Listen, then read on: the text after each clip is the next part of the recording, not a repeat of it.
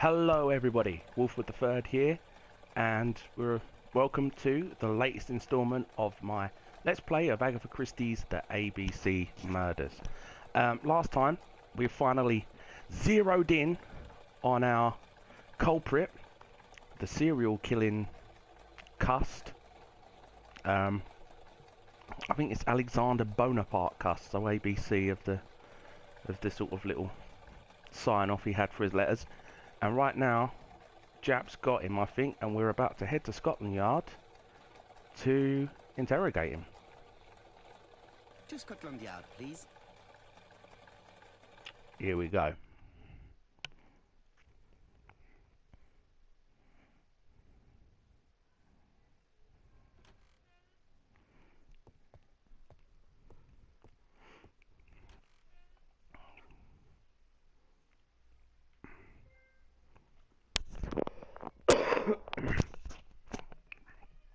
Okay, so there's our number one suspect. Let's observe him first. This man is not in good shape.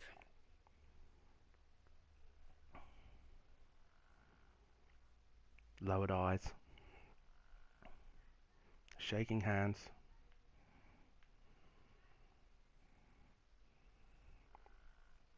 He is Crumpled worried jacket. and very tired, and other police have been hard on him.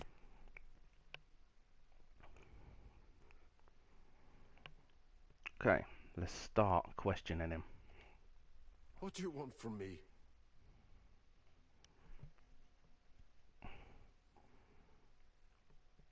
Okay. Good day, Mr. Cust. I am Hercule Poirot. Ah, you're the detective.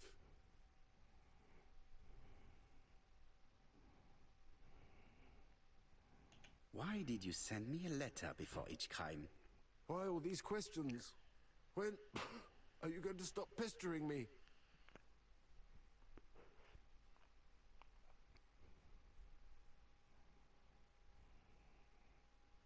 Maybe you forgot that you wrote these letters.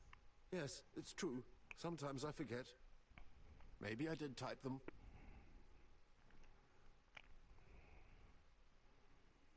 Are you capable of murder, Mr. Cust?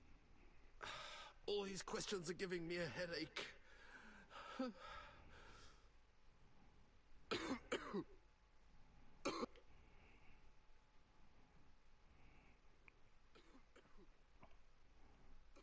He started coughing, so I think we've got...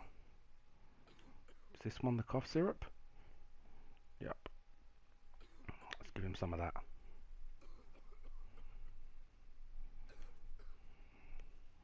Take this. It will help you. Thank you.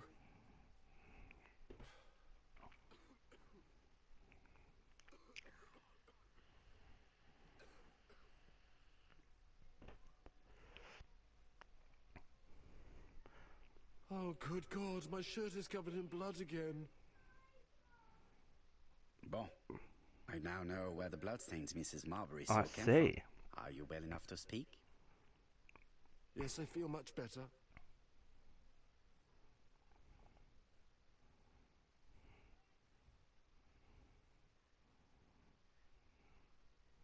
You Accusing him are of being a capable killer. of murder, Mr. Cust. It's true. During the war.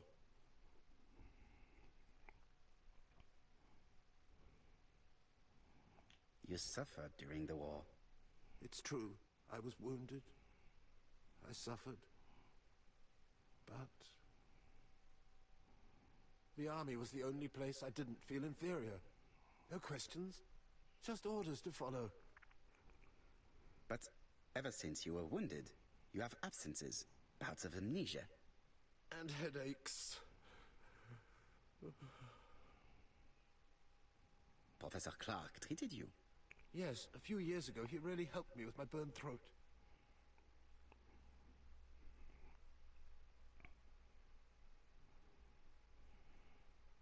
And to thank him, you murdered him? Stop talking about these murders.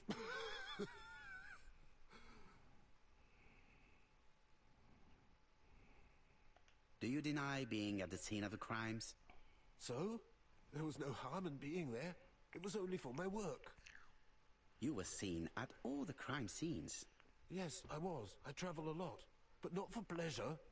I am terribly unwell in trains. But I had to respect my engagements. My employer gave me very precise written instructions about the towns I had to visit.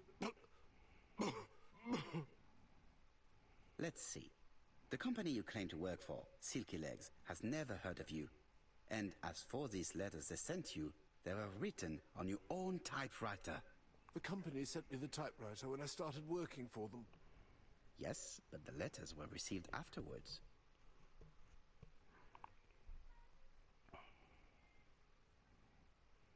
So it would appear that you typed them before sending them to yourself.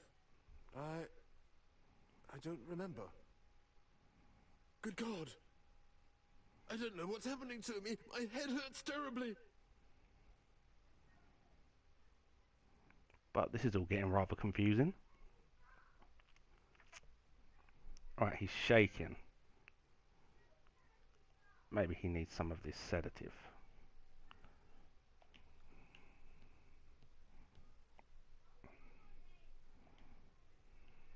What the? Why won't it let me? Oh, there we go. Take this. It will help you.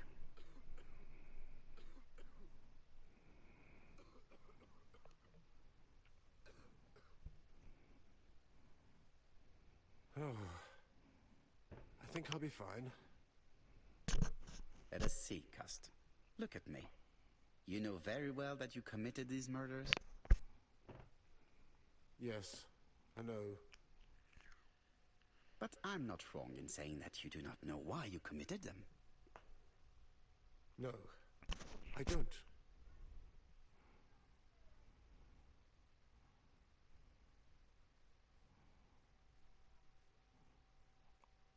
Okay. Now we need to go and talk to our friend Jap. And what conclusions have you drawn? Plenty. It might help us to understand him a little better. Let us now try and... Okay, time for some deductions. What do we know about Cust's health? He suffers from absences. Yep. He suffers from hemoplysis.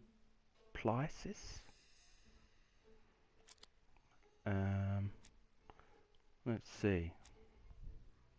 Has a problem with his throat? There we go. Cust is mentally and physically weak. Not really the killer. Not really the profile of our killer. Are there any clues that do not support Cust's guilt in the Churston murder?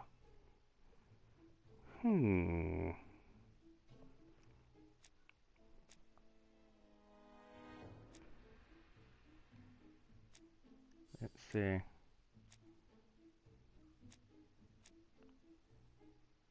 Stains on buttonholes. And Carmichael attacked from behind, I think, are the ones that are going to help her here. There we go. You would expect the murderer's shirt to be stained on the sleeves, not on the buttonholes. Yet, we see quite the opposite. Are there any clues that do not support Cust's guilt?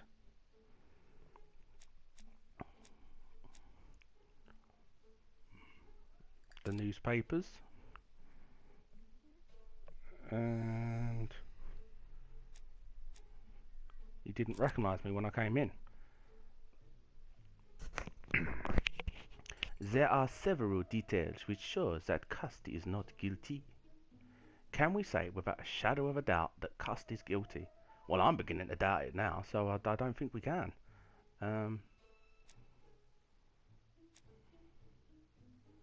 No reason to kill them. Not guilty. Okay, so this just took a surprising turn. Don't see any clearer than before. This is worse. There is one point to highlight. C'est curieux. Cust admits that he killed, but he does not know why. What did Dr. Thompson say? Even if Cust killed while in an altered state, it still must have been his deepest desire. He must have had a motive. Let's keep it simple. Never mind his motive. He confessed. But you see, he can confess to anything and everything. He denied the murders and then he confessed to them. He confirmed that he never typed the letters. Then, with great ease, I managed to get him say quite the opposite. Come on, he behaved like a guilty man. He lied to his landlady. Because deep down he believes himself guilty. From the papers, he noticed that he had always been at the scene of the crimes. He must think that he killed and then simply forgot what he had done. How can you be so sure? Let us look at his psychological profile. You will understand my point of view. Let us now try and... Bit more deducing to do. Here we go. Is Cust clever?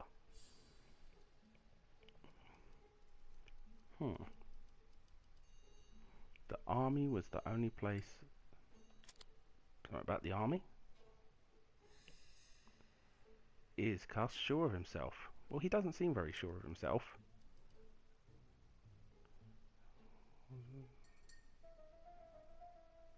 Yeah, she said that the... Didn't she say that the salesman who knocked was shy? Yeah. A seducer? Well, he certainly doesn't seem the type.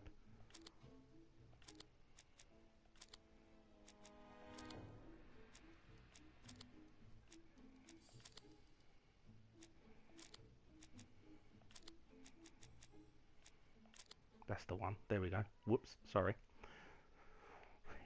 Does Cust like trains? No, well, he just says he gets ill on them.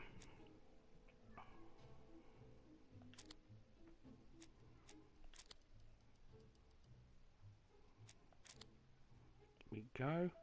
Does not like trains. Is Cust impulsive?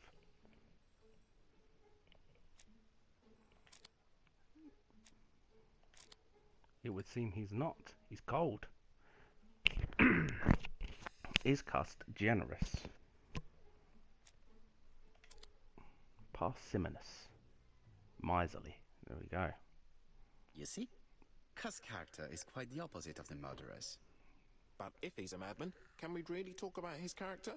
You know very well that our murderer does not behave like a psychopath. Apart from the signature, there is no ritual repetition in the choice of victims. Very well, you're right as always. So, we have no confession, no culprit, no suspects, nothing. And all that after 2 months of inquiry? What should I do? Have faith. Just give me 24 hours.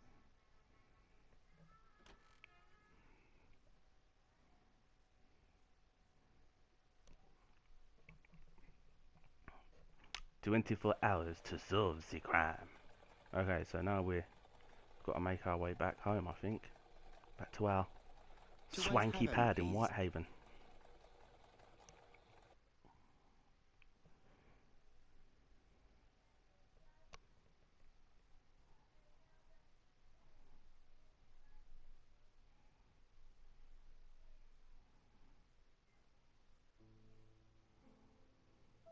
Cust's arrest is a great success for you, Poirot. It's all clear now, except maybe 1 or 2 details. Details. Ah, mon ami. The devil is in the detail, as we say. Excuse me? Patience, Hastings. Everything will be clear once our guests arrive. Best be prepared. Slip a revolver into your pocket before they do. A revolver? But Poirot, what are you afraid of? Trust me. It is important you carry a weapon for this meeting. I will lend you mine. What about telling me what you have in mind? Surtout pas. You wouldn't be able to play your role. Wait 1 moment, I will bring you my weapon. Okay, let's go and get our revolver and put it into the hands of a man who hasn't really exactly stunned me with his intelligence. The white ammunition are blank cartridges. The others are real bullets.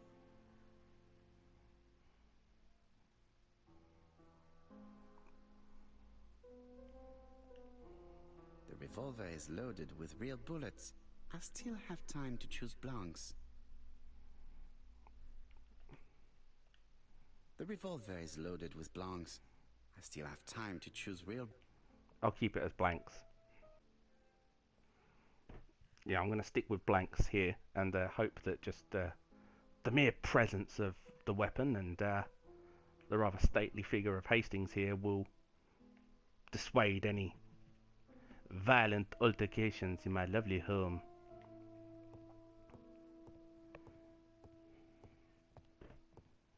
What about telling me what you have in mind? Surtout pas. You wouldn't be able to play your role. Wait one moment, I will bring you my weapon. Well, I've got it. I've got it here. Oh, there we go.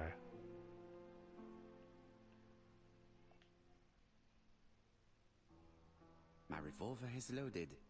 I now have to give it to Hastings.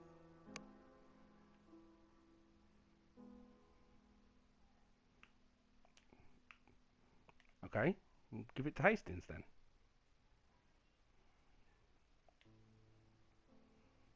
There we go. Voila, I entrust you with my weapon. It has hardly been used, it is almost new.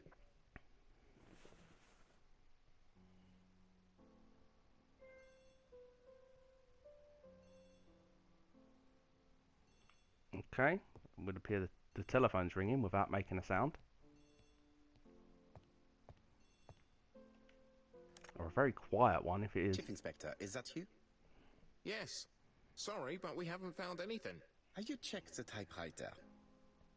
And the packaging, the letter, and the ribbon reel. We've only found prints left by Cust and his landlady. Well, never mind, I shall make do. So, are you still going to hold your meeting? Of course, Chief Inspector. I can hear my guest coming up the stairs. Why have you brought us here, Mr. Poirot? Since Cust's arrest, I thought it was all done and dusted. Miss Gray formally identified him, as well as Miss Barnard. Yes, and the stockings he saw drove the same brand as the ones found at my aunt's. This is all true. However, a case is not closed if some questions remain open. And one question is, why did the murderer send me his letters? Why did he challenge me, Hercule Poirot?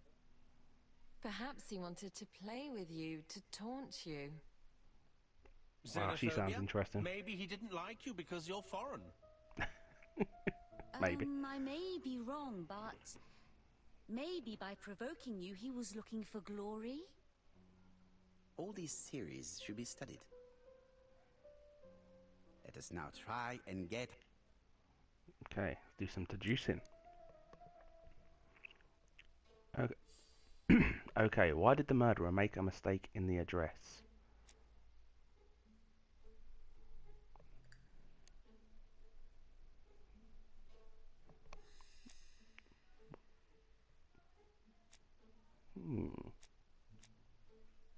This one. Error caused late delivery. Late arrival did save the murderer that time.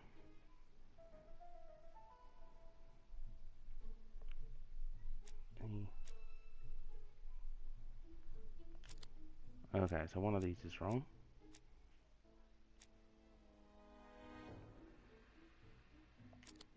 There we go. The mistake is intentional.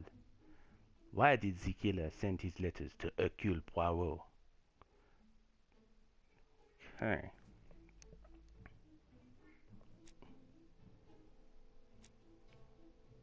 Address not well known. He wrote to Poirot because his address is not very well known. Is everything clear now? I wouldn't say so. You might like to explain your reasoning again. Of course. First of all, remember that the murderer made it a rule to always post his letter before the murder. He never digressed from that rule. However, in Churston, he encountered a problem.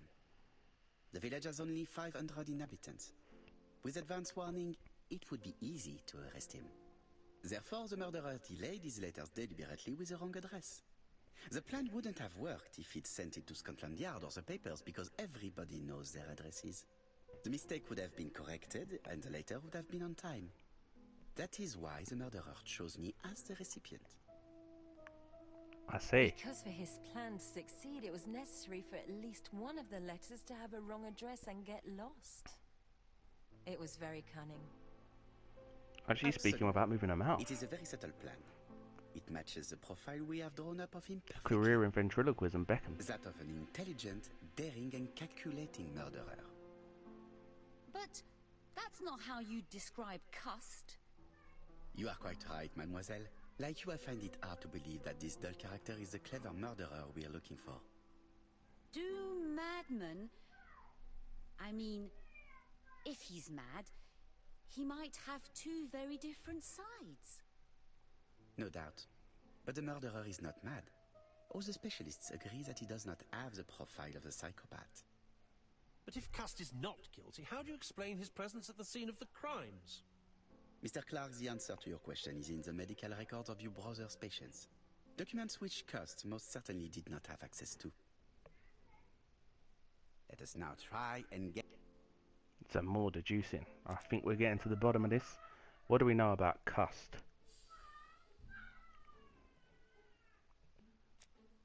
I'm looking for easily influenced and wounded during the war.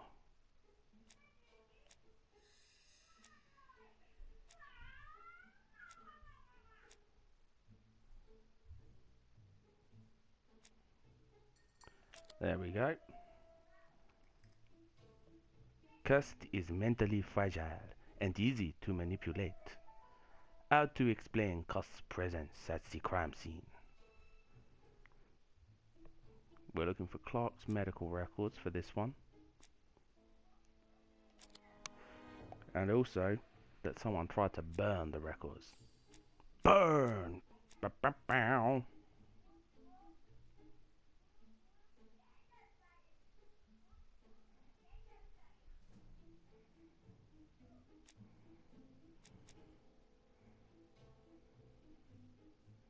There we go. Dr. Clark's patients' records provided a very useful list of potential victims, sorted by alphabetical order. The killer definitely used it, explaining the fact that all the victims were former patients of the doctor. It is this fact that clears Cust once and for all, because he never had access to these records. So how did he happen to be at the scene of the crimes? Either the murderer sent him there, or Cust was following him closely. Cust's highly suggestible nature leads us to the second hypothesis.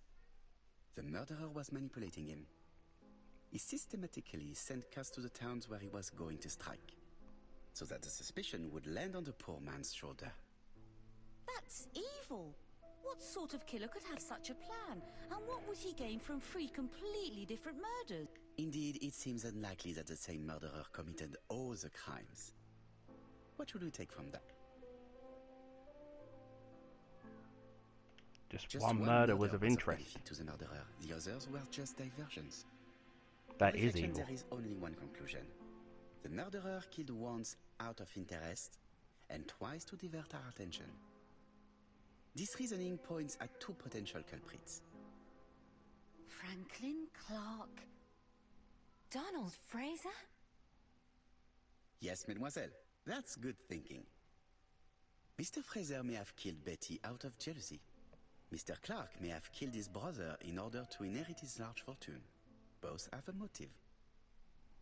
But Donald did not have access to Dr. Clark's records. Please allow me to disagree with you, mademoiselle. What we're looking for here is Donald's firm. He works for Court and Brunskill, one of whose clients was Sir Carmichael. It doesn't prove that I went to Comeside. You could have done it. And you may have used the opportunity to take a look at Sir Carmichael's records.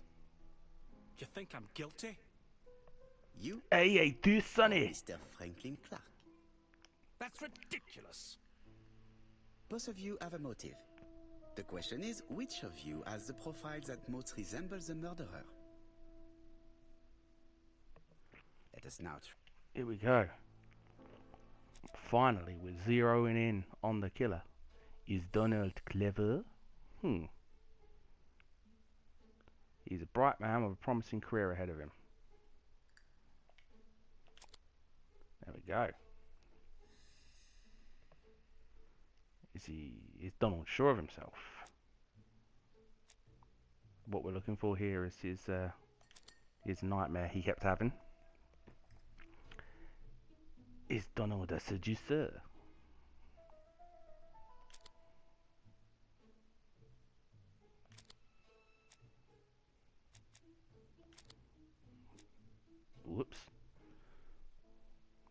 Women like him, yeah.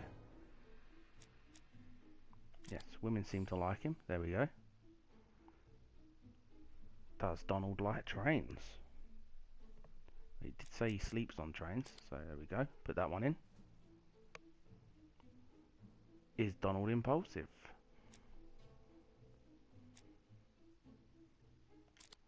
There we go. He made an awful scene. Is Donald generous? Voila. He fits! It Ladies fits! and My gentlemen, God, Donald man! may share many character traits with the murderer, Great Scott! but he does not have his cold indifference. He has a temper. It is hard to imagine him planning anything. Also, jealousy is his motive, and crimes of passion are rarely planned. Right, I suppose it's my turn to be subjected to the same scrutiny. Absolument, Mr. Clark. Let us now try. Okay, is Franklin clever? We're looking for his school report here. There we go. Is he sure of himself? We're looking for plucky and sure of himself. The vigor. Is he a seducer? Not that one then. There we go. Does Franklin like trains? Well, he had a copy of The Railway Children. Well, that means he likes trains, or if he just likes books. I mean, liking books about trains and liking trains, that's two different things. Anyway. Here we go. This one with lots of text in it. Is Franklin generous?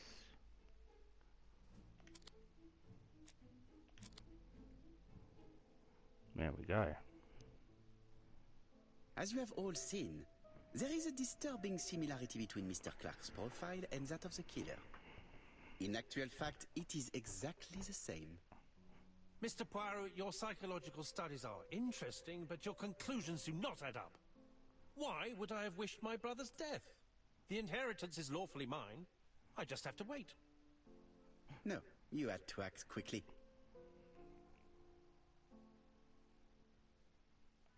Because of Miss Grey. Mademoiselle, although you haven't been telling the truth, there is no doubt in my mind that you would have found a way to marry Sir Carmichael after Lady Clark's death. For you, Mr. Clark, it was a disaster. If Miss Grey had children by your brother, you would not have inherited a thing. You realized the danger after reading several letters from Comside, especially one in which your brother opened his heart to you. So you hurried home from China, and you took action. In truth, Cust was no more than a puppet manipulated by the real culprit. You, Mr. Clark. Such an imagination, Mr. Poirot. In fact, nobody manipulated Cust. The famous instructions he received by post. He wrote them on the typewriter. We know that for sure. Oh no, you know perfectly well. Eh bien voilà, light has now been shed on the ABC. Your theories are ingenious, but... One point to him. For the moment, I have no material proof. Either I admit to it, or I bluff.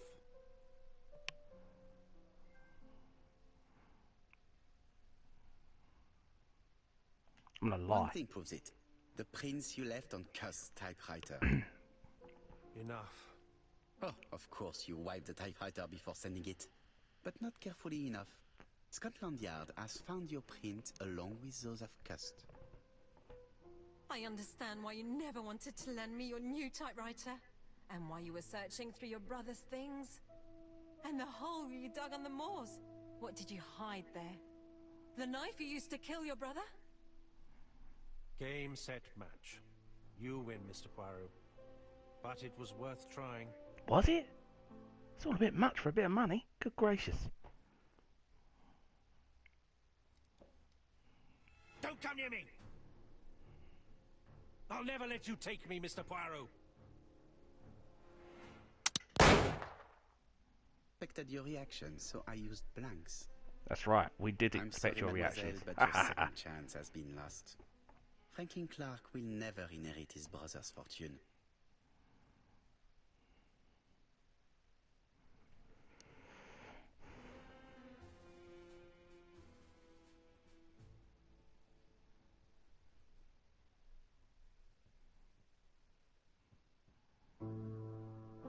Disappointed at having missed the chance to become Lady Clark, Thora Grey left England.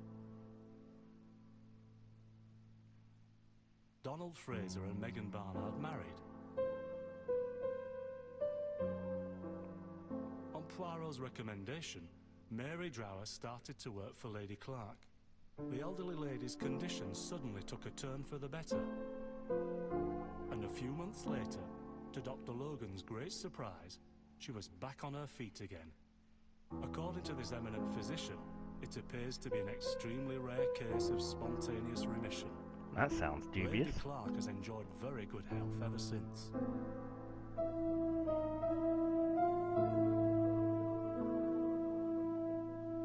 Journal of an Innocent. The incredible story of ABC. As for A.B. Coast, after being advised by Poirot, he made a great deal of money by selling his story to the press. And as for me, and with business booming, the Black Swan has become the #1 tourist attraction in the whole of Yorkshire, even more popular than York Minster.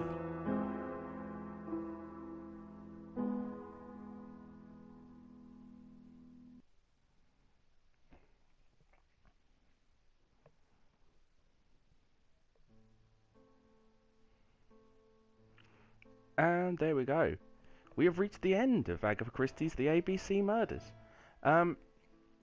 Apparently there are different endings to this game. I may one day try and get those endings, because I think I have missed a few trophies and achievements, trophies/achievements along the way. But that wraps up this series of Let's Plays on this game. As ever, thank you to everyone who stayed with me for the length of this video. If you've enjoyed it, whack down, hit the like button, and please subscribe. That way you're going to make sure you're getting all the latest videos as and when I put them out. So once again, thank you very much for watching. Wolfwood